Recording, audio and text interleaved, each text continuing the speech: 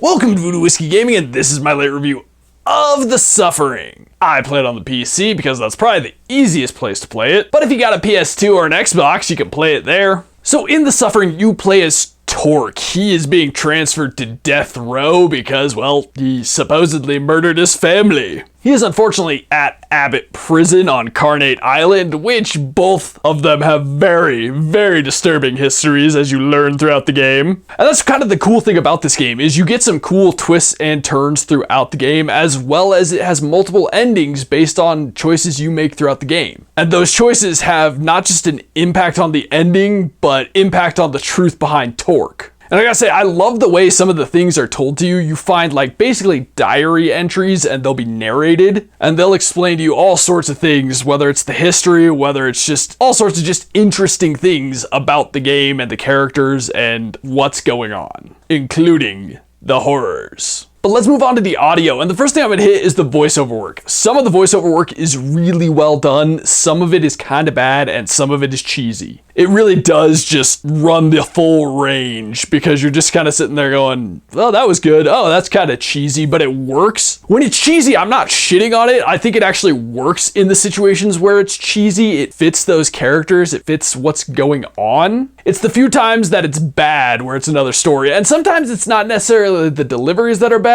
it's the lines. Some of them could definitely be better written. Then you have the music. It's good enough, but it's not something I would own. It's not something that's gonna stick with me forever and ever. It's not something where I would hear it and be like, oh, that's that. But it is good for the game. Then you've got the sound effects, which the sound effects are great. Mostly. The weapon sound effects are a little aged and dated. They definitely show. I think the sound effects that lend to the horror elements when the creatures are around, because there are some creepy creatures, I think that does a much better job. The sound effects attached to them, as well as the sound effects intended to just kind of startle you, scare you, creep you out. Those are all very well done. The weapons, not so much. I think ambient noises are pretty well done. But let's get on to the gameplay mechanics and whatnot, and this is a third-person survival horror with more action-oriented gameplay. But that is by no means to take away from the survival horror elements. It is a good, spooky game. They do a good job scaring you and creating just some good horror. It is actually fairly light on the puzzle solving. There's a few puzzles, but they're generally quite easy.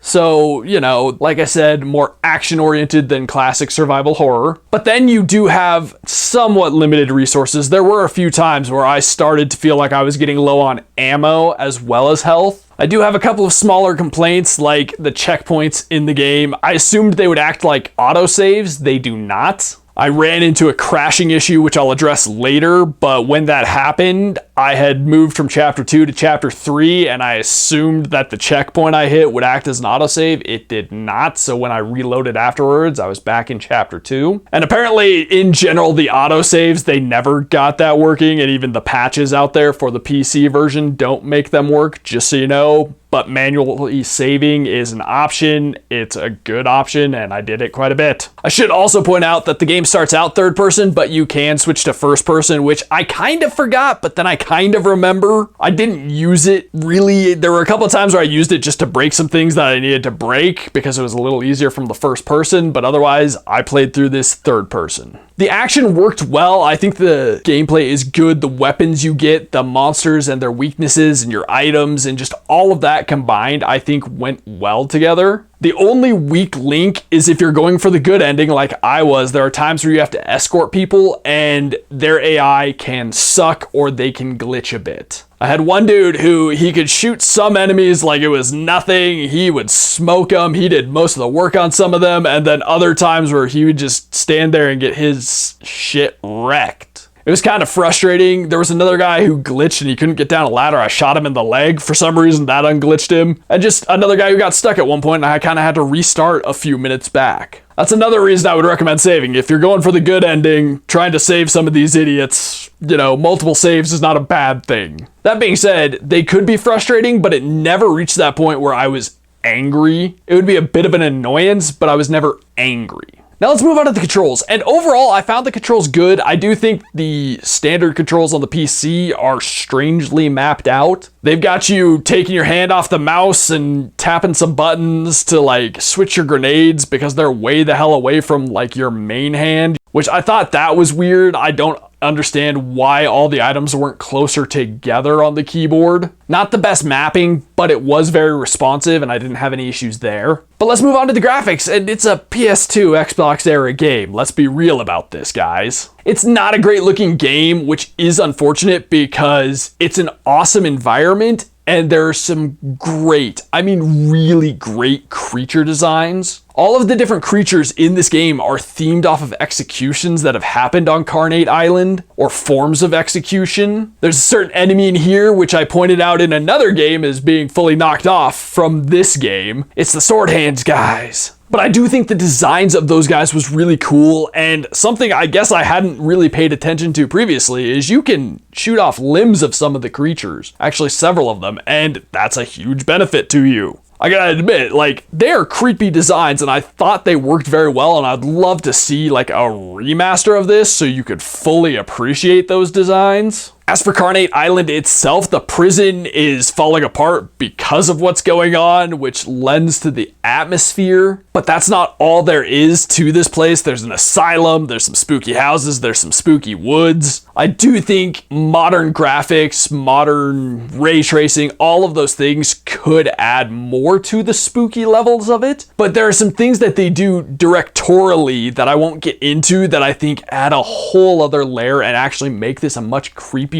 game. They give you opportunities for some great scares, and I think that was awesome. There are some scares in here that I remember and I still found them good and spooky. So graphically, yeah, it hasn't aged great. The characters don't look as good as a modern character. Nothing in this game looks modern, but the design is there, the art style is there. I think what they did overall still really looks awesome. But like I said, a remaster. I wouldn't be upset about that. Now I'm gonna get into some issues, and these did mostly get fixed. The kind of crappy AI, that's just game. So because I'm playing this on a much more advanced PC than when this game was created, it had some issues with the multi-core and the threading and all of that crap, which in one area led to some really obnoxious glitching of the world around me, as well as freezing. And I mean really bad freezing where I had to actually Control-Alt-Delete and reboot my computer, specifically because my task manager would open up behind the frozen game screen. Couldn't use it. But I did find a fix, I implemented the fix, and after that the game ran great. I had none of the visual issues that I was having previously, and I stopped having the freezing issue. And I'm gonna include the link down below in case you do have the PC version and wanna play it. So to get into the wrap up, initially I was gonna come out here and shit on this, not the game itself, but the experience I was having. Once I implemented the fix, I got to play the game again, and I really enjoyed it. And in a lot of ways, I do think it holds up. The controls worked well, the gameplay itself still holds up, albeit a bit short. I think if they were to remaster this or re-release it, bundle it with the sequel. That being said though, I really enjoyed it and I don't have a problem recommending it. It's not just nostalgia, because sometimes you go back and play a game and it sucks. This was not that situation. I went back and I still really enjoyed myself. Okay, so in the comments down below, why don't you tell me what's a horror game in your top 5, but it's not your number 1? As always, thanks for watching. If you enjoyed the video, please hit that like button. And if you like what I'm doing in general, share and subscribe. Have a good one.